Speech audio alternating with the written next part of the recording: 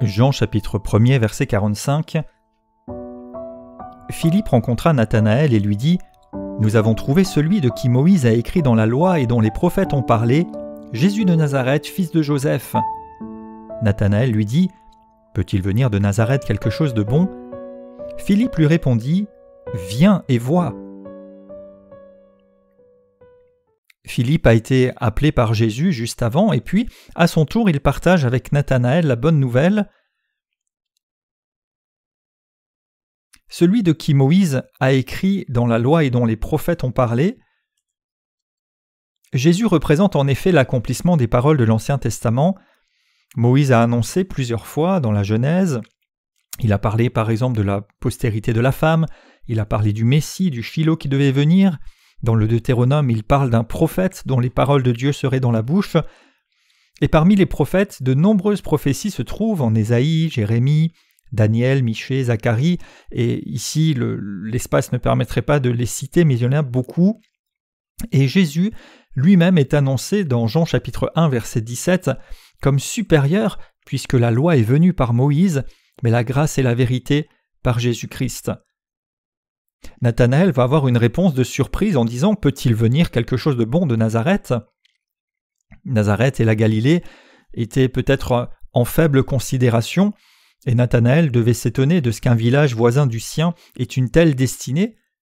L'Ancien Testament annonçait en effet que le Messie viendrait de la tribu de Juda, qu'il viendrait de Bethléem, et il ne s'attendait pas à ce qu'il en soit autrement.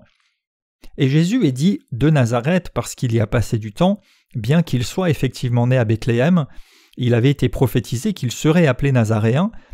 Donc cette remarque peut souligner d'une part une forme de jugement par des idées préconçues plutôt que par une observation de la réalité, mais aussi peut-être une vigilance à discerner les choses. Au lieu de rentrer dans une grande contestation ou des grands discours ou arguments, Philippe répond en disant « Viens et vois ».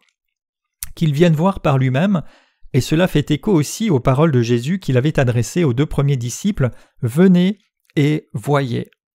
Donc il suit l'exemple du Maître, il invite à un vécu plutôt qu'à de grandes discussions, et les idées préconçues devraient laisser la place à une connaissance véritable de Jésus. Ne pas laisser non plus quelqu'un sur la confusion, mais il dit « Allons, viens et vois, allez ensemble à la source », comme l'Ancien Testament déjà enseigné, « Montons à la montagne de l'Éternel pour être enseignés » Ésaïe 2, verset 3. Philippe a donc partagé avec Nathanaël la bonne nouvelle. « Nous avons trouvé ». Il reproduit l'exemple que nous avions vu plus haut avec André, annoncer la découverte et la partager. Donc c'est un principe de base de l'expansion du salut et de la foi. Nous pouvons bien sûr vivre au bénéfice de tous les bienfaits de l'œuvre de Christ pour notre propre être, mais, plus encore, nous devrions partager avec d'autres pour qu'ils l'expérimentent et qu'ils en bénéficient aussi, qu'ils entrent dans le plan divin. Acte 20, verset 35 dit « Il y a plus de bonheur à donner qu'à recevoir ». Et quand on voit dans les récits que nous sommes en train d'observer comment les choses se font petit à petit, une personne après l'autre, eh bien si on se projette après l'effusion du Saint-Esprit à la Pentecôte dans le livre des Actes, on voit que cela s'est fait à plus grande échelle, plusieurs milliers ici et là, et puis de génération en génération, par le témoignage qui reste le moyen par excellence, et par la révélation directe de Jésus-Christ, cette œuvre se poursuit et l'Esprit opère auprès de l'humanité. On voit ici que Philippe fait référence à celui dont il est écrit. Donc certainement que la connaissance de la Bible, des Écritures, des promesses avait préparé Nathanaël à recevoir cet accomplissement. Donc nous aussi, nous pouvons être nourris, remplis de la parole de Dieu dans nos cœurs, en la méditant avec foi.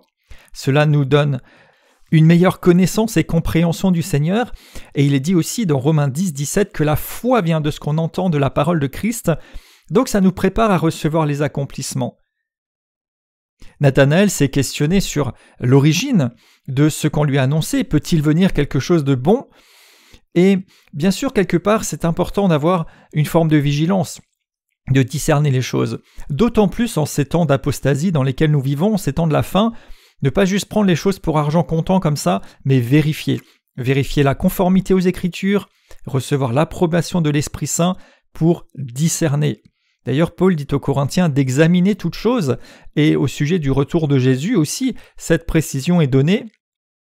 Peut-être aussi que lorsque Philippe a parlé de Jésus de Nazareth, fils de Joseph, il y avait plutôt ici les attributs terrestres qui ont été mis en avant, plutôt que les attributs divins, et ça n'a pas tout de suite permis à Nathanaël de saisir Jésus comme étant le Christ. Et il fallait qu'il progresse, qu'il croisse dans la compréhension, dans la connaissance, et en fait la rencontre avec Jésus lui a permis d'être mis au contact de la réalité divine. Paul parle aux Philippiens de saisir Christ comme il a été lui-même saisi par lui, Philippiens 3, verset 12, et quand Nathanaël a rencontré Jésus, il va faire une exclamation de la révélation « Tu es vraiment celui-là, tu es le Christ ». Donc cette fois-ci, il ne s'occupait plus de tous les critères terrestres ou de tout le parcours ou de ce qu'on lui avait dit, mais il a fait une rencontre, il a vécu quelque chose avec le Seigneur. Et Philippe lui dit « Viens et vois ». Donc il ne savait peut-être plus trop quoi répondre, et quelquefois on peut se sentir coincé. Eh bien la meilleure chose, c'est de se tourner vers le Maître. Et au lieu de s'embourber en essayant de s'en sortir ou de faire des grands discours, eh bien parfois on peut reconnaître qu'on n'a pas de réponse particulièrement à apporter, ou qu'on ne sait pas comment la formuler, mais aller vers le Seigneur. Et on peut aller vers le Seigneur dans la prière, dans la parole, soi-même, pour pouvoir amener, pourquoi pas, des éléments complémentaires à quelqu'un, mais aussi inviter la personne à venir avec nous dans la présence du Seigneur. Amener ceux qui ont des préjugés au sujet de Jésus et de la foi à venir et à voir réellement par eux-mêmes. Plutôt que de vouloir prouver, démontrer, peut-être défaire des fausses théories, eh bien il vaut mieux prêcher la vérité et mettre les personnes au contact de la vérité, par sa parole et par sa présence agissante. Plutôt d'être dans des discussions stériles sans fin, nous pouvons nous aussi lancer cette invitation « Viens et vois ». Et alors, ceux qui se tournent sincèrement vers Jésus, par la foi, finiront par le reconnaître et le croire, parce que tout ce qui est faux, tout ce qui est ténèbres, va s'évanouir face à la vérité et à la lumière révélée en Christ. Le faire connaître, c'est le meilleur moyen de faire taire les faussetés, parce qu'on n'est plus dans la théorie, mais on est dans une réalité. Et puis il y va avec lui, il dit « Viens et vois ». Il ne lui dit pas « Va voir ». Non, il l'accompagne. Il ne le lâche pas en chemin, il ne le laisse pas dans la confusion. Et nous pouvons aussi amener les personnes qui peut-être se posent des questions ou qui nous sollicitent, eh bien, dans la prière, dans la parole, et ne pas simplement laisser les choses comme ça. Toute écriture est inspirée de Dieu et utile. Et donc elle nous apportera les réponses de Timothée 3, verset 16, et nous pouvons faire partie vraiment de ce plan divin pour nous aussi partager et amener d'autres à Christ, comme Paul nous dit « Soyez mes imitateurs comme je le suis de Christ » dans 1 Corinthiens 11. Alors, ayant reçu Jésus, ayant été accepté par lui, je le partage, je me fais l'écho de son appel. Je me confie dans la grâce de Dieu pour recevoir l'inspiration, la sagesse et les mots justes. J'annonce et j'exhorte avec justesse. Mes paroles sont calées sur la parole de Dieu. Alors elles produisent la foi, la paix, l'effet escompté.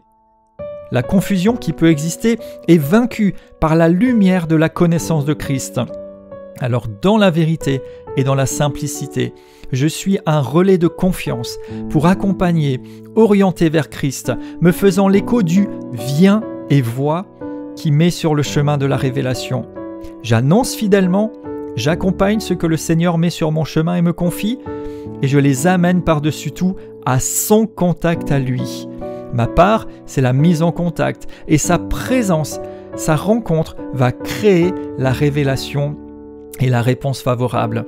Je vais de progrès en progrès dans ma propre vie, saisi par Christ et le saisissant, et je le communique de façon vivante, réelle et concrète à mes contemporains. Que mes paroles et ma manière de vivre inspirent cette invitation « Viens et vois ».